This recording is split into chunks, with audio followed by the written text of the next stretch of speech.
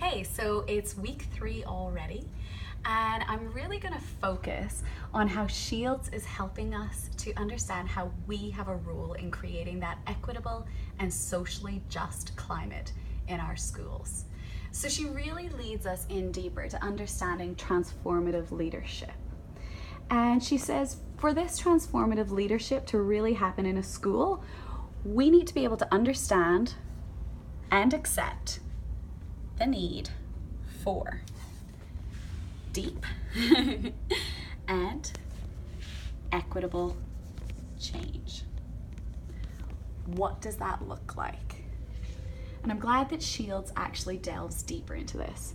She talks about the need for excellent schools where people or children are all feeling included, as well as staff actually, and a school that is also socially just. None of us want to belong to a school that is exclusive, socially unjust, marginalizing, or just okay standards wise. However, this is what is happening in many of our schools across the country. And we might be able to come up with data and all sorts of things to prove that that's not happening, but this is the experience of at least a certain percentage of the children that are in, I would argue, most schools. I don't have anything to back that up, but I would say that we wouldn't be having this conversation right now if that wasn't the case. So, like I've just mentioned, there isn't equitability for all students. It's what we would call a broken system.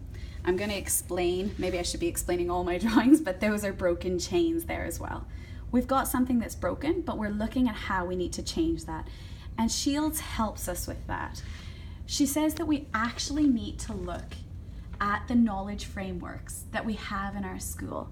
And we need to focus on these two areas, equitability and inclusion.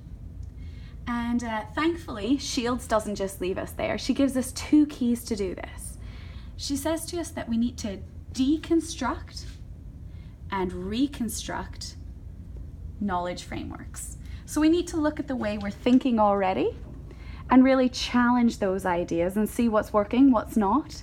And we also need to reconstruct and develop new ways of thinking as well. Thankfully, Shields doesn't leave it there either. She gives us some advice. So her first piece of advice is reject deficit thinking. Okay, get rid of that.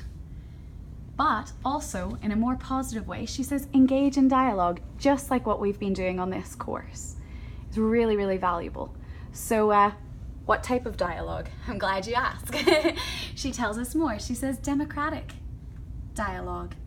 And this is really the focus of my entry this week, and those really, really tough conversations that are actually very hard to have in a place which is very PC and very kind of, I think from last week's conversation, focused on results and kind of needs to come back to that focus on children that we're all desiring. So my question for you is, do you enjoy those tough conversations? Probably not, but how do you have them when you have to have them? What do you do if you see something in your school that is very clearly excluding certain members of staff, or more importantly, certain members of the student population? What do you do when clearly a group is being marginalized? I have this feeling that many of us are good at doing it within our own classroom, but what about when we need to actually approach another colleague and talk to them? I have a principal who has really encouraged me this year, even to take the administration course. And one thing I admire about him is when he has a tough conversation, he'll give a staff member a time frame in which he wants them to deal with whatever he's had to talk to them about. And he'll say, you know, I expect that to change in 2 weeks, but I also want you to know that this conversation is not going any further if it doesn't need to, and that, you know, I trust you. And I think a lot of staff really respect that because they know that it's not going to be talked about. He's gone and directly approached them, and he's prevented sort of a toxic environment as well. So if anybody wants to join me this week on talking about those tough conversations that lead to more equitability and less people feeling marginalised in our school or education settings, just drop me a line below. Thank you very much for watching.